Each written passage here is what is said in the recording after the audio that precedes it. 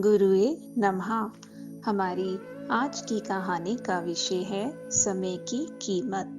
एक बार एक मूर्तिकार ने एक बहुत ही विचित्र मूर्ति बनाई जिसमें एक व्यक्ति था जिसकी एक टांग आगे थी, एक टांग पीछे थी, जैसे कि वो चल रहा हो, और उसके हाथ में एक तेज तलवार थी और उसके सर पर सिर्फ 2 बाल थे।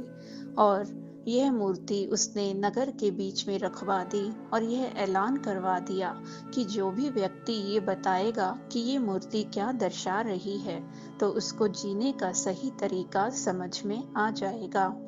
ऐसा सुनकर बहुत लोग वहां आए, लेकिन कोई भी ये नहीं बता पाया कि वह मूर्ति क्या दर्शा रही है। और कुछ समय के बाद उस मूर्तिकार की मृत्यु हो गई। उसके बाद भी बहुत लोग वहां पर आए, पर किसी की समझ में कुछ नहीं आया कि वह मूर्ति क्या दर्शा रही है। फिर बहुत समय के बाद एक महापुरुष वहां आए। उन्होंने कहा कि मैं समझाता हूँ कि ये मूर्ति क्या दर्शा रही है। उन्होंने बताया कि यह मूर्ति समय की है। इस मूर्ति में जो व्यक्ति है उसकी एक टांग आगे है और एक पीछे है, जैसे कोई व्यक्ति चल रहा है। और बताया कि यह समय है जो चलता ही जा रहा है, समय कभी किसी का इंतजार नहीं करता।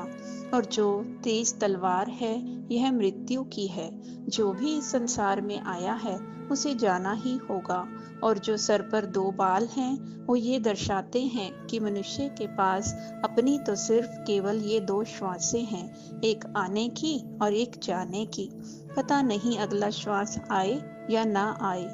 और तो मनुष्य कुछ भी साथ में नहीं लेकर जा सकता, लेकिन फिर भी मनुष्य अपने समय को, अपनी श्वासों को नष्ट करता रहता है। कभी फोन में, कभी टीवी में, कभी गॉसिप में, कभी व्यर्थ की बातों में अपने समय को यूं ही पास करता है, लेकिन इसकी कीमत को नहीं जानता। इस कहानी से हमें यह शिक्षा मिलती है कि जिस प्रकार अंतिम समय में कोई व्यक्ति डॉक्टर से कहे कि आप मेरे जीवन का सारा धन, सारी संपत्ति ले लो और मुझे एक श्वास दे दो, तब वह डॉक्टर कहता है कि ये मेरे हाथ में नहीं है। तो भगवान बताते हैं कि जब हम अपने जीवन को सर्व की भलाई में, भगवान के सिमरन में, सत्संग में लगाते हैं, तब हमारा वह समय सफल हो जाता है।